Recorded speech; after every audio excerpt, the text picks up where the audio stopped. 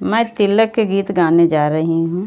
Video को लाइक कीजिएगा, channel को सब्सक्राइब कीजिएगा। भैया साजी धज के बैठू नया गाना माया जो तो हर साल आवेला। भैया साजी धज के बैठू न चौकवा से आजू तो हर साल आवेला। आवता के आवता आवता के आवता आवे के तो आवता बरतन ले आवता। आवे के तो आवता बरतन ले आवता। पीतल सेट के दिया ले बयानमा से आजू तो हर साल आवेला। पीतल सेट के दिया ले बयानमा से आजू तो हर साल आवेला।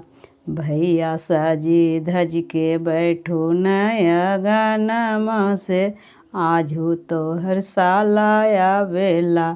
भैया साजा धज के बैठू न चौकवा से आजू तो हर साल आवेला। आवे के तो आवता आवे के तो आवता कूलर ले आवता। आवे के तो आवता कूलर ले आवता।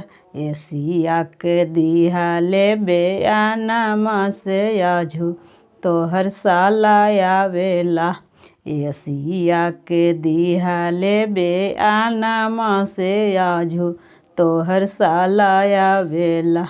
भैया सजी धज के बैठू नया गाना से आजू तो हर साल आवेला। भैया सजी धज के बैठू न चौकवा से आजू तो हर साल आवेला। भैया सजी धज के बैठू न चौकवा से आजू तो हर साल आवेला। आवे के तो आवता आवे के तो आवता फ्रिज वाले आवता फ्रिज वाले आवता। टीविया के दिहा ले बयानमा से आजू तो हर साल आवेला। टीविया के दिहा ले बयानमा से आजू तो हर साल आवेला। भैया साजी धज के बैठू नया गाना से आजू तो हर साल आवेला।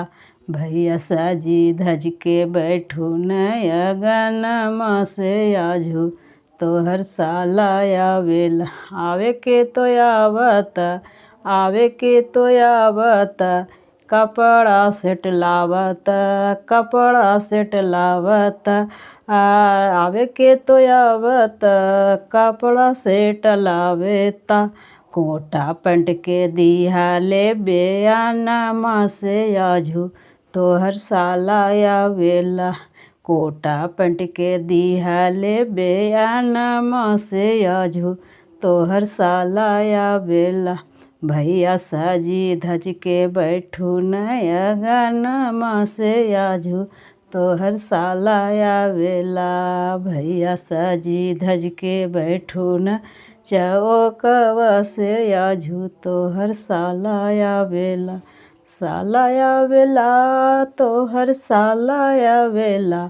आवे के तो आवता आवे के तो आवता गड़िया ले आवता गड़िया ले आवता। कारवा के दिहा ले बयानमा से आजू तो हर साल आवेला। कारवा के दिहा ले बयानमा से आजू तो हर साल आवेला। भैया साजी धज के बैठू न चौकवा से आजू तो हर साल आवेला। आवता के आवता आवे के तो आवता गाड़िया ले आवता गाड़िया ले आवता। कारवा के दिहा ले बयानमा से आजू तो हर साल आवेला। कारवा के दिहा ले बयानमा से आजू तो हर साल आवेला। आवे के तो आवता आवे के तो आवत अंगूठिया ले आवत, अंगूठिया ले आवत। चैनमा के दिहाले बेअनमा से आजू तोहर साला आवेला।